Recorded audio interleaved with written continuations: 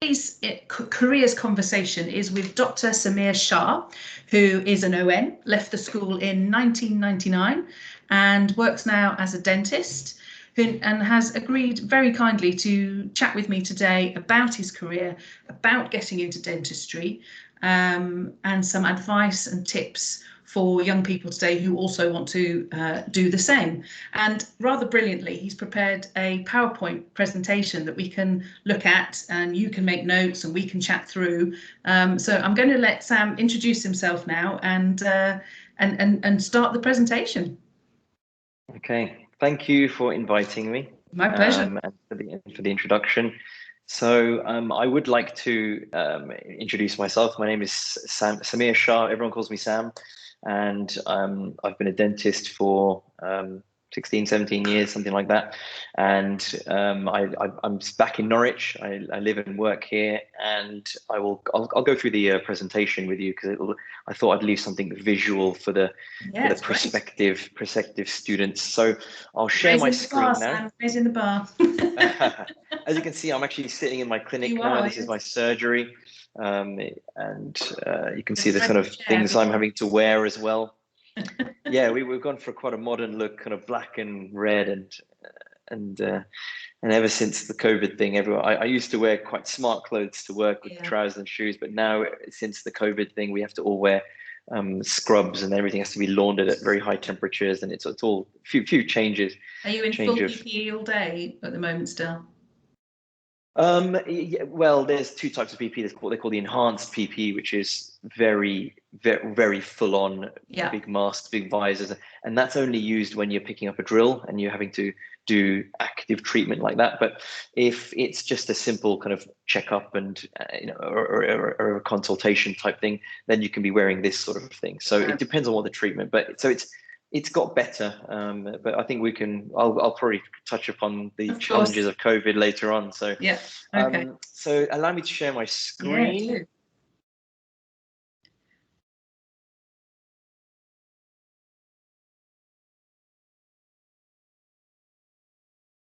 Okay, so am I right? You can see my first slide there? Yeah, absolutely. Yeah. Okay, brilliant. Well, the name of my practice is Newmarket Road Dental Clinic.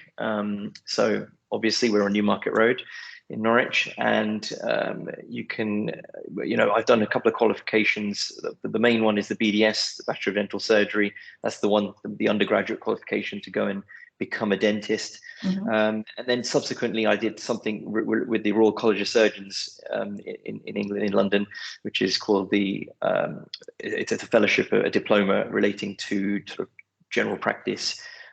So it gave me a nice foundation to start my own practice, because that was my avenue, the place I wanted to go. So I'll tell you a little bit about myself. I'm 39 years old. And I left the school, as Helen said, in 1999. I went to London, so KCL is King's College London, and I did 5 years dentistry. So in 2004, I finished my degree and immediately came back to Norwich, which I loved London. I thought I was going to be there forever, but as circumstance had it, it was actually beneficial to come back to Norwich. So came back here. So say that again. Why was it beneficial to come back to Norwich? Family circumstances, easier to rent somewhere, or? It was more about thinking about finances and kind of progression in dentistry. Okay. So things in London at that time, in 2004, things in London weren't as expensive as they are now, but it was very competitive. Every corner there was a dentist doing something, and becoming a specialist or whatever interest you had. It was more challenging. Whereas, and also getting that first job was more challenging. But the fact that I was coming from Norfolk, which, the road to nowhere, no one ever comes here. My first job was very, very easy to get. I managed to get a fantastic position in a great practice, and at that point in time, my interview was literally going to the pub and having a drink with the owner, and he said, "Yeah, you got the job." It was different then. I don't think it's but so I came back, and I've been here since. So it says there GDP, that means general dental practitioner. So I've been a general dental practitioner for 16 and a half years. And right now I own my own practice. So I own a business, I own my own private practice. So I don't have any affiliation with National Health Dentistry, but my special interests lie in cosmetic dentistry and, doing smile makeovers. So that can be everything from teeth whitening, teeth straightening, replacing missing teeth. It's everything that's very kind of Hollywood or very Instagram at the moment. That's the sort of dentistry I now do, and I've developed a reputation in Norwich for that sort of dentistry. So we get a lot of referrals now. So was that always the plan? Was general dentistry in your head, or was this more sort of cosmetic special interest always at the back of your mind? At that time, I didn't know. I'll be honest with you, I didn't know where I'd end up. Maybe I thought I'd specialize in this particular field, or maybe I'll be honest. When I came back to Norwich and I was working for a practice locally, I felt that was me, done. I'm happy. I was earning a good living. It was low stress, and it was, I didn't have the responsibility of running a business. I felt quite comfortable, actually. So I never thought I'd own a practice. No. But then as the years went by, I realized that I found my interests in dentistry, and also realized that I was quite skilled at certain things in dentistry. You can't be good at everything. No. And I found my strengths. So I decided, okay, I can do extra postgraduate kind of courses and seminars and conferences, and I just learned about things. And it was my father who is very much a businessman, and he said that, you shouldn't work for other people, you should work for yourself. And, it's a very businessman attitude, and said that, we should be thinking about, finding a practice or buying one or starting one from scratch. So I actually ended up starting a practice from nothing. There were no patients. We found a building, converted it, installed everything, opened our doors, started advertising, and that's how I became a practice owner. Right from the ground roots. Absolutely. So it's a harder way to do it. Most people buy people's practices. This is the harder way to do it, but it meant that I could mold my practice exactly how I wanted it. Everything from the name, the brand, the color schemes, the product, the brand of dental chair, everything, the staff that work here, everything was my choice, my decision, and there was no partners involved. So that's how I got into this, and I did that only 4 years after graduating. So wow. Pretty quick. Okay. Quite early, really. But dentistry, Sam, how does one decide? Why does one decide to become a dentist? Is medicine a thing, or veterinary science a thing? What is it about dentistry that you thought that's the path for me? Okay, so whilst at Norwich School in the sixth form, I, like most of the prospective students, was doing the sciences and getting great grades, top grades. So all the doors were open to me, and of course medicine was one I considered, and then dentistry was there, and other things to do with science like pharmacy and even I did maths as well, so I kept my doors open to do other things, because maths can take you many places. I did work experience, and I did work experience in a hospital to follow nurses and healthcare workers and doctors. I did work experience in dental practice, and I was kind of put off with the health, hospital type work. It didn't spark any interest. I suppose I just didn't like what I saw, and felt that when I was in the dental surgery work experience, I really enjoyed it, because it was much more interactive. You were dealing with a patient from the start, the middle, and the end. So you got a chance to help someone right from the outset and give them a result at the end that they're happy about, and you change someone's life, where you got a lot of job satisfaction. And I felt that was a great part you didn't just start in a medical field. If I had to compare it, you started in maybe you're a GP, and you'll just have someone come in, and then from there on you're referring to someone else. Or if you're working in a hospital, your department is only that part of the body or that type of area, and you then have you seeing they come in, you treat it, whether it's surgery or what, and then you'll never see that patient ever again. Right. And this felt it had continuity, so I quite liked that. The other thing I liked was the hands-on element. I had success in design and tech at school, so I quite enjoyed anything to do with using my hands, making stuff, and fine motor skills. Yeah, absolutely. And the good thing about dentistry was that you were actually doing something with you were an engineer. You were doing something with your hands, and so that interested me as well. You could be creative. So I quite liked that element of it. So it's a way of combining two things. You've got the patient care element. You've got the whole patient journey that you can give to someone. Then of course they come back and see you, so you get great rapport with people. You end up having they're not your patients, they're your friends, because they know you for so long. My patients know about my all my challenges, my family, my little boy. They know about everything, and where I went on holiday, and then at the same time I know about theirs. And now I've got some patients. We see 4 generations. You've got the child and parents, and then the grandparents, and then the great grandparents all coming to see me. So it's really nice to have that. And so that's why I chose dentistry. The other thing, and I'm going to say this really honestly, was I wanted to have a secure and secure financial position for the rest of my life. Absolutely. And the world we live in now is hard. It is really tough. And it's not like it was for my parents' generation or your parents' generation. It's tricky. And the way I felt is, if I've got the grades and I want to go into a career that is a vocation, something that I can go to university, get a degree, gets me a job. I'll always have a job, and I'll make good money.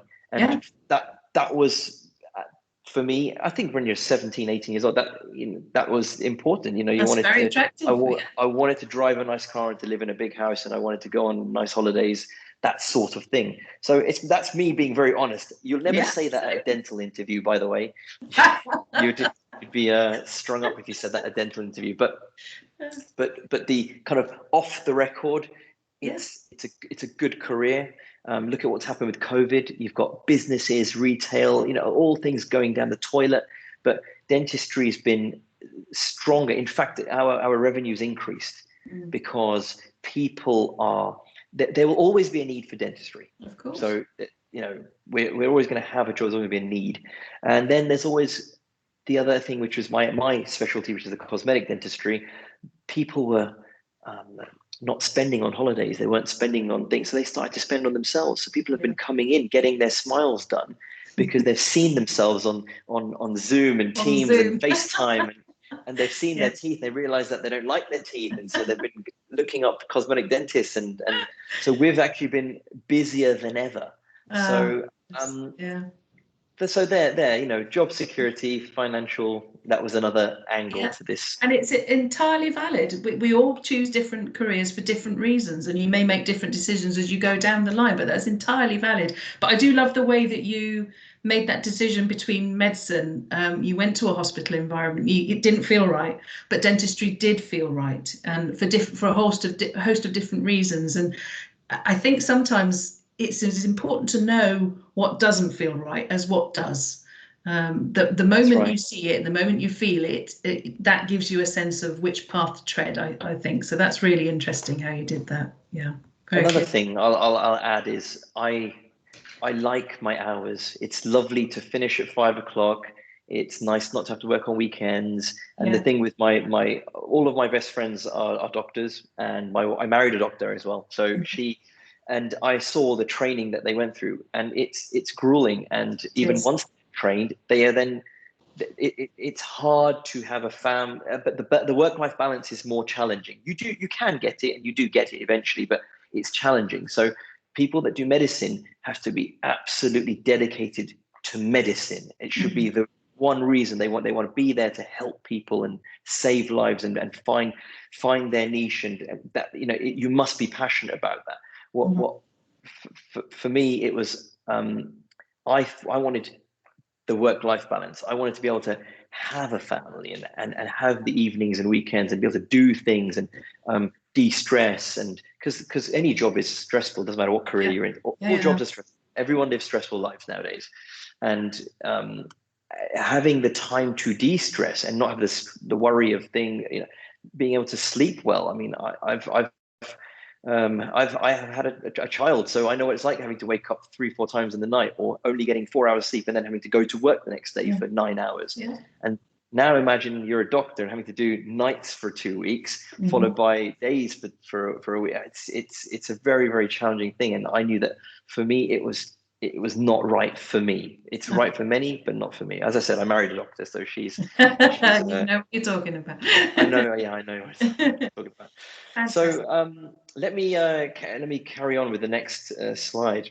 So this slide's all about the responsibilities of a dentist. Like, what are we doing here? Now, I think the number one thing that we have to realize is we are here to help people. We're in a career where we are helping people.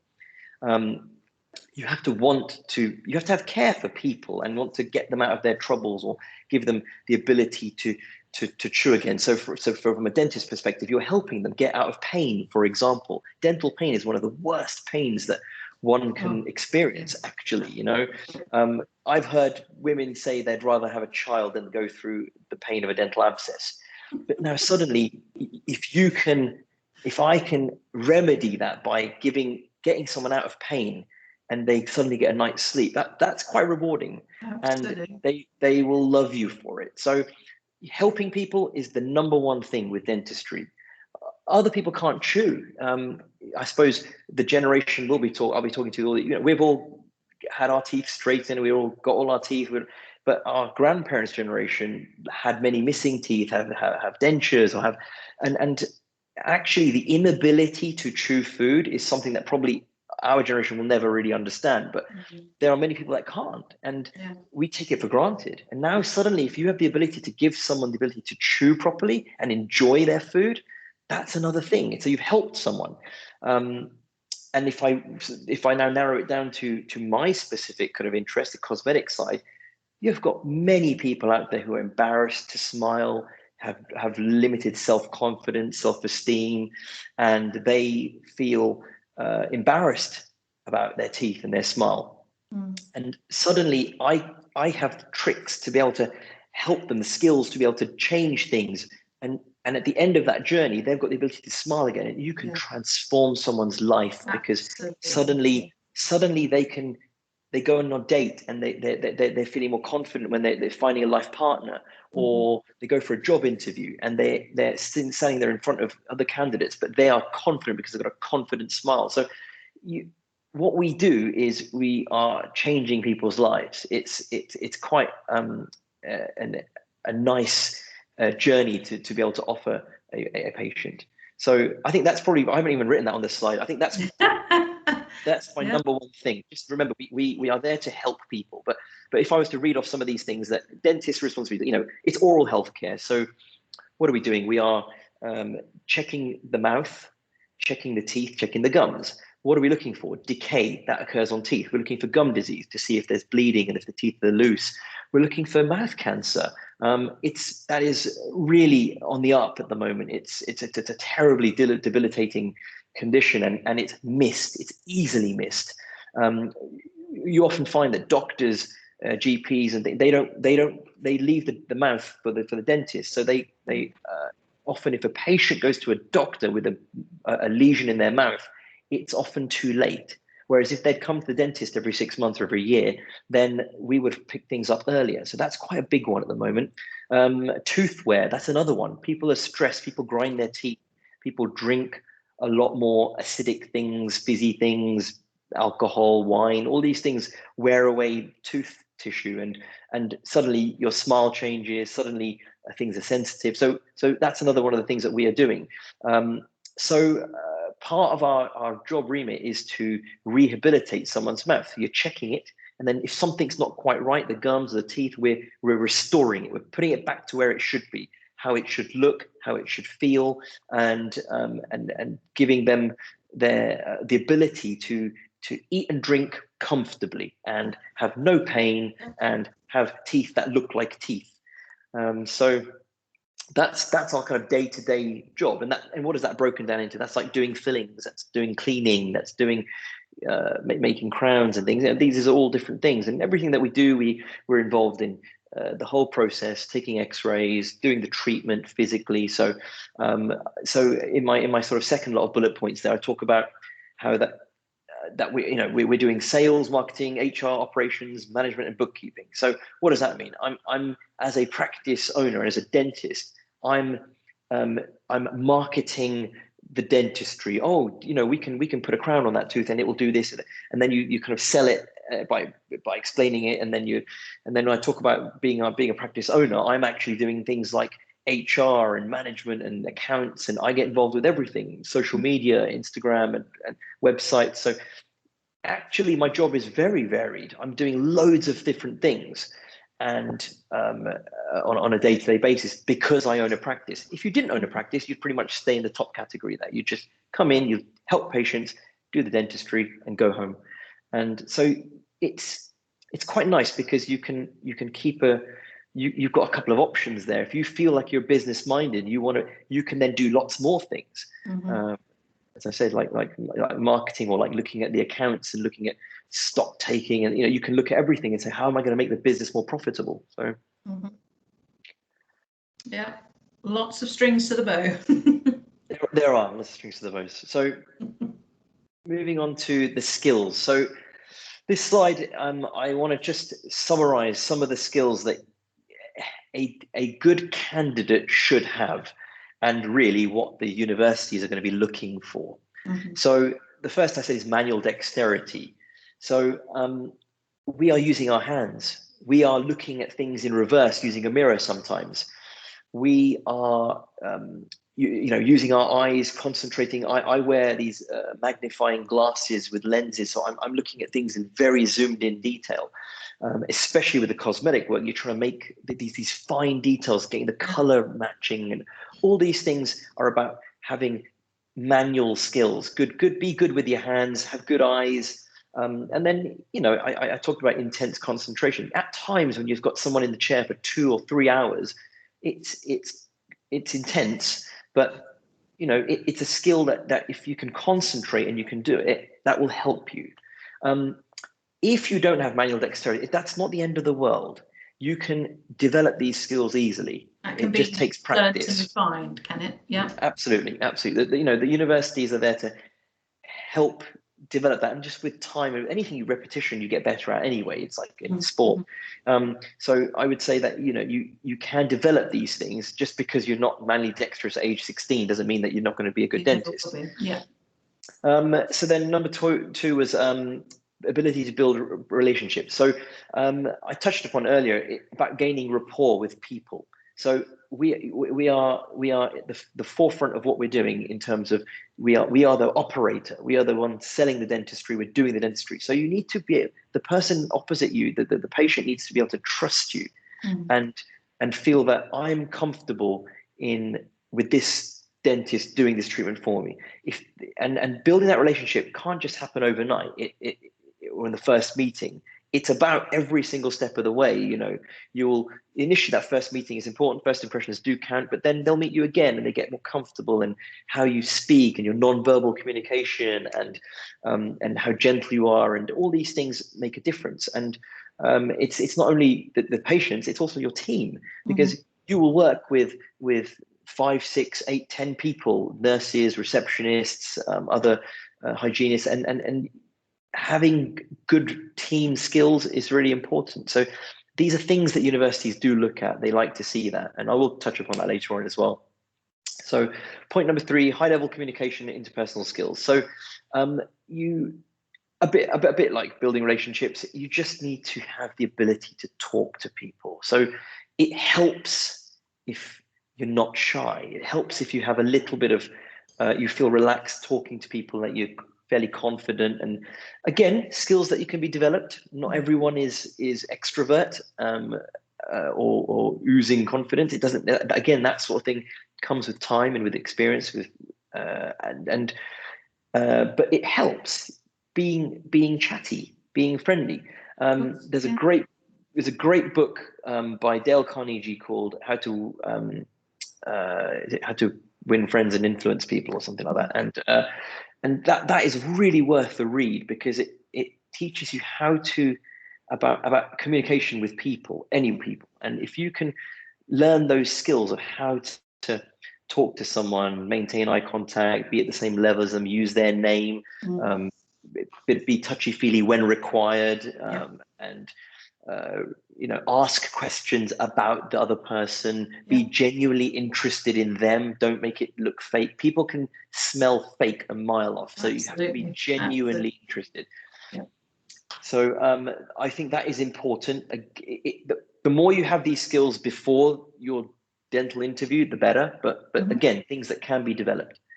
And then I said it already, well, interested in welfare for others and being sympathetic. So, as I said from the beginning, you're here to help people. So you've got to care about that. If you don't care about that, and then you're only in it for the money, or in it for it's a means to an end. And well, that's the wrong career then. So you've got to be empathetic and sympathetic, because there will be people that are scared, or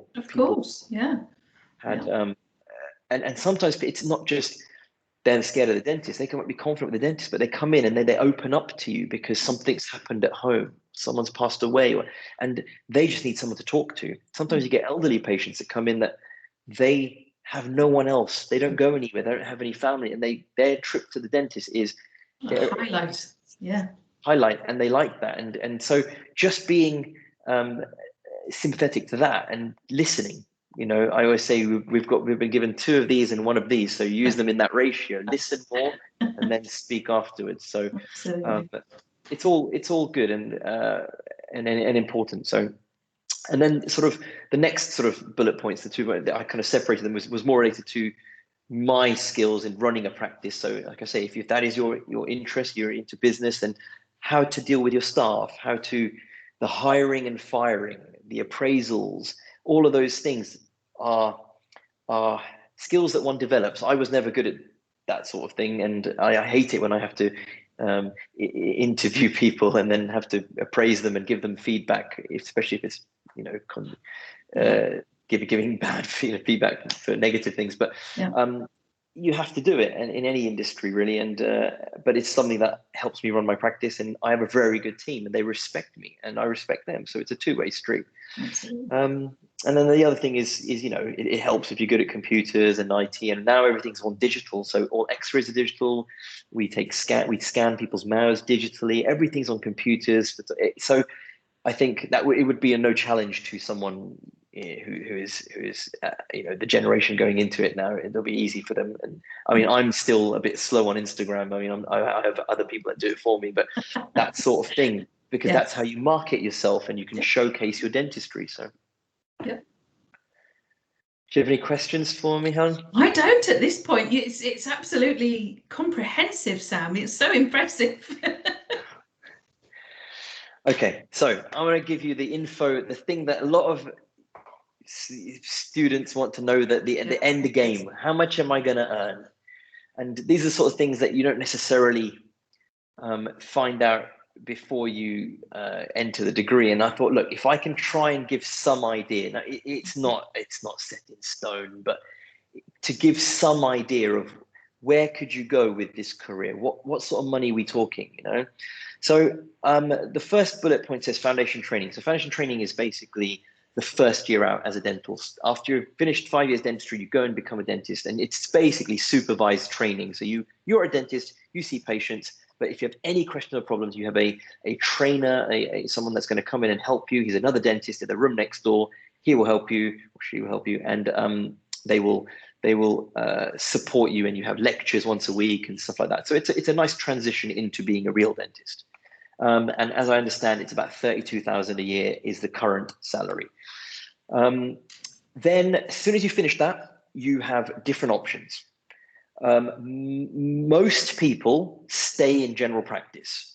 So most people stay as a general dentist, probably in the same practice they did the foundation training, and they become a self-employed associate. So you are a dentist working 9 to 5, you have nothing to do with running the business, you come in, you do your job, and you go home. That can be NHS practice, or it can be private, or it can be a mixed. Most practices in the UK are mixed. There are some which are heavily NHS subsidized, and there are then a handful of practices which are purely private. So if you are just an associate, it depends on how many years you've qualified and how fast you are at working, but you'll earn somewhere in the region of 60 to 100,000 a year, and that's quite doable. I think if you're initially graduated, being around the 60k mark, that is what it would be, and then as the years go by, maybe 5, 6, 7 years down the line, you may be closer to the 100. It does depend on how fast you work. So the more patients you see in a day, the more you earn. So it's being self-employed, and that's how it works. If you work a 5-day week or a 6-day week, you will earn more than a 6-figure salary. If you work 2 days a week, you're not going to. So that's general practice. Then, of course, if you decide to own your own practice, then you're running the business, well, that comes with huge responsibilities and stress. And I will say that again, it comes with a lot of stress running your own practice, but it's fruitful. So if you're running your own practice, and whether it's NHS or private, your income will increase. It'll be over 100,000, maybe up to 150,000. And if you are a specialist, now that means someone who's just doing root canal treatment or just doing braces. So they're an orthodontist, or someone who just does a implant dentistry, which is to do with the gums. Then their income is closer to 150 or more. So it can be lucrative. It can be good, but you need to train to get to that level, or you need to be willing to put the sacrifice in for running a business.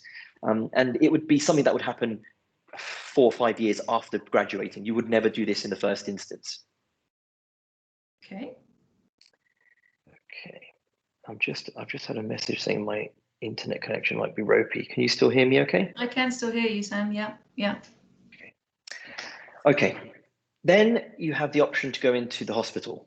So that was the 4th bullet point. Now, many young dentists do the foundation training, and then they think, right, I want to go and get experience in hospital dentistry. Now that means you have to, it doesn't have to be a dental hospital like where all the dental schools are. It can be, for example, the Norfolk and Norwich. You can go and work there. So they have a department called oral health, oral surgery, and that department generally deals with taking out wisdom teeth, biopsies, mouth cancers, all that sort of thing. So it's much more surgically based. They do also have departments like pediatric dentistry or periodontology, which means gums, or restorative dentistry, which means sort of rehabilitation of broken, worn teeth. Yeah. But that tends to be the dental schools. So if you choose to go down that route, then of course your income will be bound. It's a salaried position, sort of between 38, 48,000, depending if you're a house officer or a registrar. And then some people decide that I want to be an orthodontist. And to do that, you have to go through a hospital training program, and then you follow it, and then you can become a consultant. And if you become a consultant, then you're looking at, again, a 6-figure salary, 80 to 110,000. So just like in medicine, the consultants are all banded. So if you do out of hours, if you do on calls, do weekends, then your income increases. But to get to consultancy takes many years, and it's quite a pathway. Of course, you've got to do all the exams. So there's that avenue. Some people start the hospital training, and then they go into a dental hospital, a teaching hospital. Usually they're in London. There's some in the big cities, and then you can choose to specialize in an area of dentistry. For example, root canal treatment is called endodontics. You can become an endodontist, and you do a 3-year full-time postgraduate qualification working in a dental institute, dental hospital, and then at the end of that, you are a specialist. And when you're a specialist, then go to bullet point number 3. You can be a specialist and go and work in a private. So you're working in the private sector, and a dentist like myself might see a root canal that I don't feel that I could do. It's too complicated. I would refer to that specialist, and he or she would then do that, but that's their specialty all day, every day. That's all they would do. That's specialty. So that's another pathway you can take. Then the fifth one, community dental service. Now, there's not many of these jobs about. They're quite rare, but that generally means working within the NHS, a salaried position, but you're doing special care dentistry, special needs patients. So people with patients with learning disabilities or severe kind of problems where they can't be treated in a practice like mine, or they need to be often sedated, and then they're treated. So they often be children, but it can be adults as well, people with severe mental health problems. So it's that kind of dentistry stuff that can't be done in a general practice. So in Norwich, we have one place that does it, and there's a couple of dentists that work there. So it's quite a rare position to get. And then finally, the armed forces. So I hear this is quite an interesting pathway. They will pay for your training. They'll pay you while you train. There is obviously a commitment required. I'm not sure how many years it is, but and training and stuff. But again, the money can go up to 75,000 a year, which is nice. And you're working you get a lot of benefits. The pension and it's very, very good. So it's not for everyone, because you may want to. No, indeed. But it's there. So. Yeah. Right. So I've already said this, but basically I did my 1 year foundation training in Norwich. I stayed at that practice as an NHS associate for 3 years. Then I started Newmarket Road Dental Clinic, and it's been kind of 12 odd years being the principal here. And now I found my niche, which was this cosmetic dentistry. As I said, at that time when I found there weren't many dentists in Norwich doing the sort of things I'm doing. So I do kind of invisible braces, Invisalign. I do these kind of veneers and cosmetic bonding and stuff like that, and so teeth whitening, of course. So it's more popular now, but I was lucky. I started. I found my niche early on, and going back to that very first question of why Norwich, why come back here so quickly, I couldn't have done this in London as easily as I've done it here. Yeah. So now I've got years behind me, experience, reputation, and competition is not so bad, whereas it's very different in the big cities. Of course. So qualifications. So it's a 5-year degree. If I'm sure whoever's listening to this understands that it's a 5-year degree, but during that degree, you're allowed to do a 6th year, which is where you get a BSc, all done in one year. So it's called an intercalated BSc. Dentistry does not require this the way medicine does. So I used to explain it as if you decide to do a BSc, it's an advantage. You've got one up on many others, especially if you're going to go and specialize or do hospital dentistry. But if you're doing a medicine and you're a doctor and you don't do the BSc, it's a disadvantage. So I don't think it's particularly important if you're thinking I just want to be going to general practice or run practices. The grades. So in my day it was 3 A's. Sorry, no, in my day it was more like an A and 2 B's actually. Apologies. Now it's 3 A's or A stars. That's quite a difference. Yeah. It's changed. And you have to have biology and chemistry. I know there'll be unis that say, you don't need the biology, you can do a foundation. You need biology and chemistry, bottom line, because your first year at dental school is all biology. It just goes over all the biology. You do human dissection, you do it's all about anatomy and stuff. So you need to have biology. I said before I did maths, but they like maths or physics. So I think one thing it's worth mentioning is any prospective medical or dental student will go to university and they will see everyone there is very clever. Everyone is a straight A student. It's I happened to get 3 A's, and I got there and I was mediocre when it came to some of my peers. They were very, very intelligent people. So everyone's clever. So to get into the university is not about grades. It's about the other things, which I'll come on to. So something new, something I understand is called a UCAT test. Yep. It's an aptitude test, and I'm sure the school will know all about this. And if you want to go to Leeds, Yep. if you want to go to Leeds, you have to do a thing called a BMAT. So, and then it's the personal statement, the UCAS form, that's still around. So I'll go on to this in a second. Actually, then you need a decent reference from wherever. But as I understand it, you're talking some universities are kind of 15 candidates for every place. Highly competitive. Yeah. Very competitive. So how are we going to make this work? So the UCAT is a clinical aptitude test, 2-hour written paper.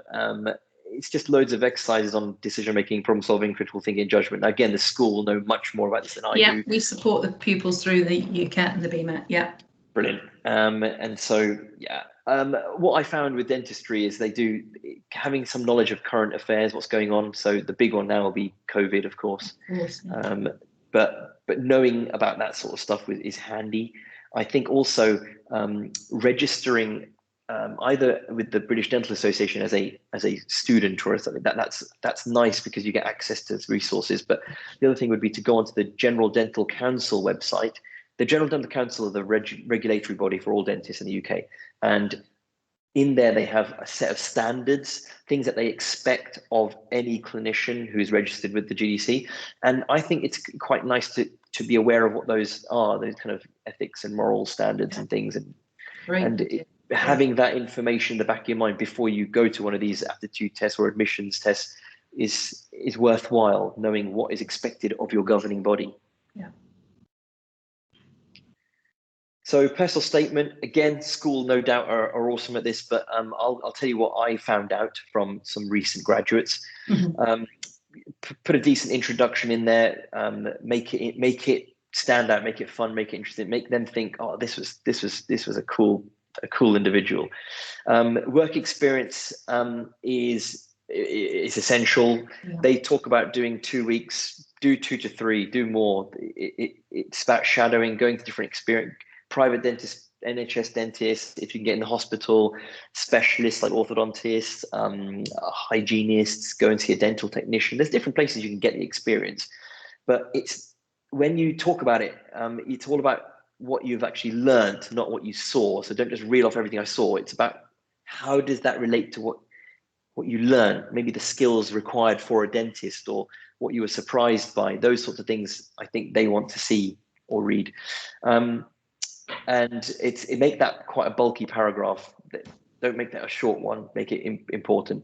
Then academic ability, so anything that you've had, prizes or anything that you've done reading outside of dentistry, something that's not about teeth. Maybe it was about more medically related thing, or maybe it's like COVID, virus, something science related or medicine related, but not about dentistry, but just show them something else. And again, the school will be very good at helping you think of things to put into that paragraph.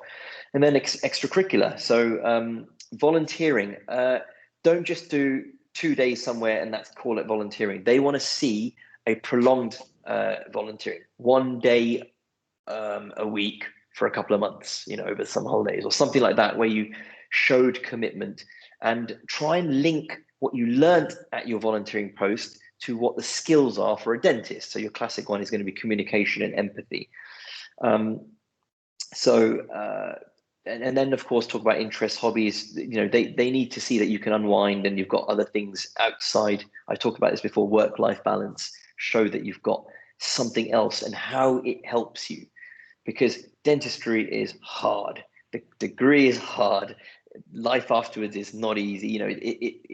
As is most jobs and careers and university degrees. But you need to be able to unwind. It could be sports, it could be music, it could be whatever. But and then finally the manual dexterity thing. So they do like to know that you've got something up your sleeve that shows that you're manually dexterous. So for me, it was I'm a guitarist, so I played for all through Norwich School. I played, so that was quite a good one because I could show that I was really good with my hands and fingers and stuff like that. But it doesn't have to be that. I mean, there's things like sewing and origami and arts and crafts and model building, and there's different things. But showing the fine motor skills, as you said, Helen, that is really useful, because that's what dentistry is about. So, and I suppose you to conclude about why you want to do dentistry and why should they choose you above the other really clever people. There's a knack to personal statements. My goodness. Yeah. Oh yeah. And then now this is something, again, I've just been speaking to recently graduated dentists, but they're talking about these multiple mini interviews. Now I'm not sure if that's just during the COVID time or whether that's the new way of doing it. It's the new way of doing it. So yeah. Right. Yeah. So someone said 5 stations, and each one was like, one was talking about empathy, one was talking about manual dexterity, one was talking about communication, and I couldn't think of anything else. But there were, so you know, like with any interview, I mean, these are simple skills, but they go a long way. Just, you know, introduce yourself, firm handshake, smile, good eye contact, and just appear confident. I think that first impression, those first 10 seconds when someone meets you, is make or break, in my opinion. I've been told that when I'm trying to sell a complicated cosmetic smile makeover to someone, a patient, and I'm explaining it all, they've decided within the first 10 seconds whether they want me to be that dentist or the guy up the road. So, of course, that first impression counts.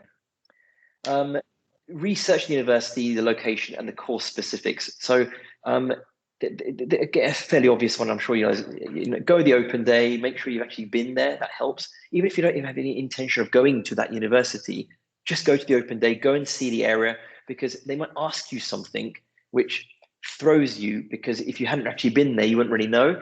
So, and then read the prospectus well, know how they do things slightly different to the other university does it, you know, in terms of the way they teach, or what's done, when do they get first clinical patient contacts and stuff like that. So, know about it. And the other thing is really useful is you're going to live here for 5 years. So know about, are you going to be happy with staying in that city for 5 years? Some people love London. Some people hate London.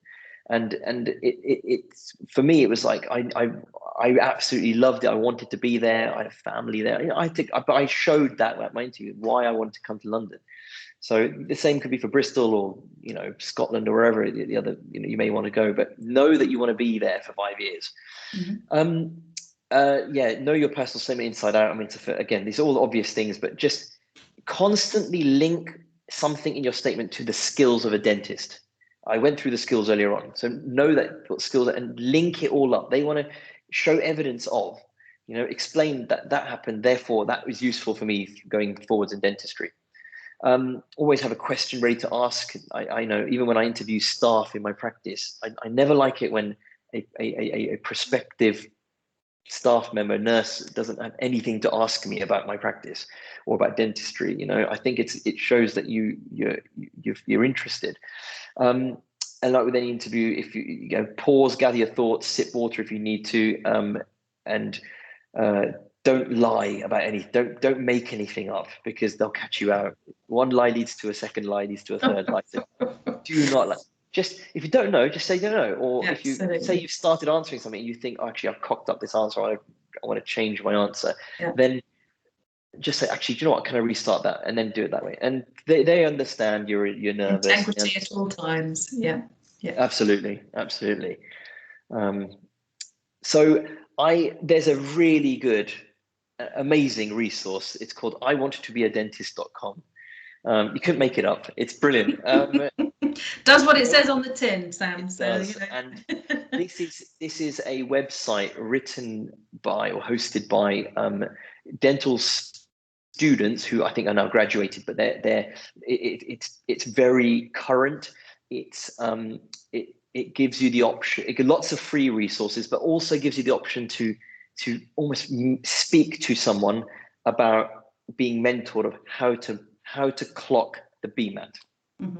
You can speak to someone who's done it, who'll say, this is how I got 750 or whatever the maximum score is. So that is useful, you know, and it's nominal cost if you want to pay for someone's time. But I think this is a no-brainer. So anyone want to do dentistry, I would go onto this, I'd pay the 100 quid or whatever it is, speak to someone, get all the freebie stuff off it, and then absolutely knock it out of the park when it comes to your interview or your UCAT exam. Great advice. So, thanks for this. This went on a lot longer than I thought. Gosh. But it was, anyway, I didn't interrupt you, Sam, because it was so comprehensive, and there's, you know, we covered such a wealth of things that I just wanted to keep listening. So don't worry, don't worry. that's good. Well, you know, my practice is the website is there, and then that's my practice email address. So if someone wanted to ask any questions or get in touch, then that's fine. I think I'm technically the dentist affiliated with the school because I'm an ON. The ON dentist. So I do get people emailing, and I do come to the careers events, and I keep in touch with the headmaster and other things. So and then anyone who's the Instagram generation, of course, they can follow our practice as well and see the sort of dentistry that I do. So that might be quite inspiring if they think, wow, this is cool. And, you know, it's a nice way to have someone to speak to about. Yeah. So. Perfect. Sam, I'm going to stop recording in just a second, but before I do, I would just want to say thank you very much on behalf of the whole of the Norwich School community and all our budding dentists of all ages, who, honestly, that was so comprehensive. I haven't got a single question left to ask you, so thank you very much for your time and talking us through your experience and your thoughts and all the advice. It's been fascinating, so thank you very much. Yeah, no problem. It's been my pleasure. Thank you, Sam.